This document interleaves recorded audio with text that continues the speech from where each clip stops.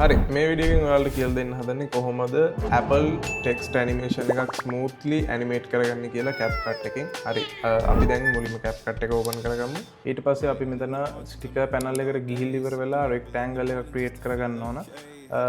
ඊට පස්සේ අපි මෙතන adjust කරගමු අපේ background layer එකේ size එකට. අපි මේකේ color එක වෙනස් කරගමු white වලට. white color එක තමයි අපි මෙතන use කරන්නේ. අපි මෙතන compound clip එකක් create කරගන්න. හරි අපි දැන් අපේ background layer එක හදාගෙන ඉවරයි. දැන් අපිට තියෙන අපේ text එක add කරගන්න. හරි අපි දැන් text layer එක add කරගත්තා. අපි දැන් මෙතන font එක වෙනස් කරමු. මම මෙතන font එක විදිහට use කරන්නේ Arial font එකක්.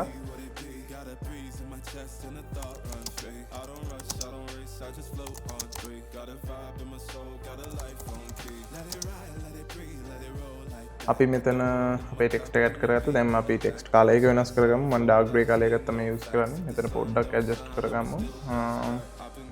හරි අපි දැන් මෙතන ඩුප්ලිකේට් ලේයර්ස් දෙකක් ගන්නවා.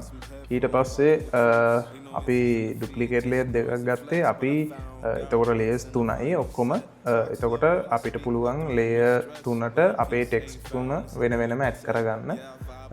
එතකොට අපිට වෙන වෙනම ඒක ඇනිමේට් කරගන්න පුළුවන්. හරි අපි දැන් මේක ලේයර්ස් 3 වෙන වෙනම ඇඩ්ජස්ට් කරගමු. මේ විදිහට ඔයාලට බලා ගන්න පුළුවන් මම කොහොමද කරන්නේ කියලා. හරි අපි හදාගෙන ඉවරයි. දැන් පොඩ්ඩක් සෙන්ටර් කරගමු. හරි දැන් තියෙන්නේ අපිට ඇනිමේෂන් පාර්ට් එක. ඒකට අපි මෙතන ට්‍රාන්ස්ෆෝර්ම් කීෆ්‍රේම් එකක් ඇඩ් කරගන්න ඕන. ඊට පස්සේ මෙතන මම y එකට යූස් කරනවා -500 වගේ. හරි ඊට පස්සේ කීෆ්‍රේම් 20ක් අපි පන්න ගන්න ඕන. shift එකයි right arrow key එකයි ක්ලික් කරලා අපි 20ක් පන්න ගමු keyframes. ඊට පස්සේ අපි මෙතන අයිත් තව keyframe එකක් add කරගන්නවා. දැන් මෙතනට අපි බිඳුව add කරගමු. හරි දැන් ඔයාලට බලා ගන්න පුළුවන් මේක move වෙනවා. අපි මේ විදිහටම දෙවෙනි layer එකත් add කරගමු. අපි ඒකට use කරමු 300 වගේ. -300 තමයි අපි මෙතන use කරේ. අපි එතනට keyframe එක add කරගමු. ඊට පස්සේ අර විදිහටම keyframe 20ක් පන්න ගමු. ඊට පස්සේ තව keyframe එකක් add කරගමු. දැන් අපි ඒකට බිඳුව දාමු. හරි දැන් ඔයාලට දෙවෙනි text එකත් animate වෙනවා බලා ගන්න පුළුවන්. අපි මේ විදිහටම අපේ තුන්වෙනි layer එකත් add කරගමු.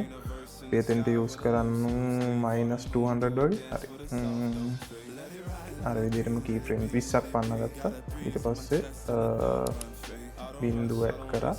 දැන් අපිට බලා ගන්න පුළුවන් ටෙක්ස්ට් තුනම වෙන වෙනම ඇනිමේට් වෙනවා. හරි දැන් මේ තුන අපි එකපාර ඇනිමේට් කරගන්න බැරි නිසා ඒ කියන්නේ එකපාර මූව් කරගන්න බැරි නිසා කීෆ්‍රේම් 5ක් පන්නගෙන තමයි දෙවෙනි ලේයර් එක ඇඩ් කරන්නේ. ඊට පස්සේ තුන්වෙනි ලේයර් එක ඇඩ් කරගන්නේ ඒ විදිහටම තමයි කීෆ්‍රේම් එතන ඉඳලා කීෆ්‍රේම් 5ක්. හරි එතකොට අපිට මේ විදිහට තුන වෙන වෙනම මූව් වෙනව බලා ගන්න පුළුවන්. අපිට දැන් මෙතන cubic out preset එක use කරන්න පුළුවන්. දැන් බලා ගන්න පුළුවන් අපිට animation එක smooth විදියට animate වෙලා තියෙනවා. cubic out use කරමු අනිත් එක. හරි මේකටත් cubic out අපි දාමු.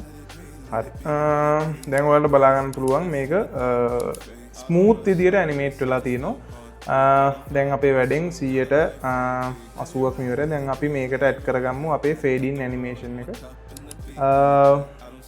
ටෙක්ස්ට් එකේ අපි එතනට තප්පර 3ක් වගේ තමයි දාන්නේ. තප්පර 3ක් නෙමෙයි තප්පර 0.3ක් අපි use කරමු. දැන් ඔයාලට බලා ගන්න පුළුවන් fade in animation එකත් එක්ක text animation එක කොච්චර smooth විදියට animate වෙලාද කියලා. ඊට පස්සේ මෙතන compound clip එකක් create කරගත්තා. දැන් අපිට තියෙන්නේ මේක වීඩියෝ වලට ගියා motion blur කියන අපේ effect එක use කරලා ඒක 50 වගේ දාගමු. මේ තියන අපි හදාගත් Apple ටෙක්ස්ට් ඇනිමේෂන් එක. මම මේ වීඩියෝ එක ගෙනාවේ යම්තා දුරකට CapCut ගැන දැනුමක් තියෙන කෙනෙක්ට. එහෙම නැති කෙනෙක් ඉන්නවා නම් පල්ලෙහෙන් කමෙන්ට් එකක් දාන්න. මම ඊළඟට ගේන වීඩියෝ වලදී මීට වැඩි එක්ස්ප්ලেইন කරලා ඔයාලට කොහොමද ඇනිමේට් කරන්නේ සහ CapCut ටියුටෝරියල්ස් ගේන්න. පල්ලෙහෙන් කමෙන්ට් එකක් දාන්න තව මොනවද ඕන වීඩියෝස් CapCut ගැන මොනවද දැනගන්න ඕන කියලා. හරි අපි ඊළඟ වීඩියෝ එකදී හම්බෙමු.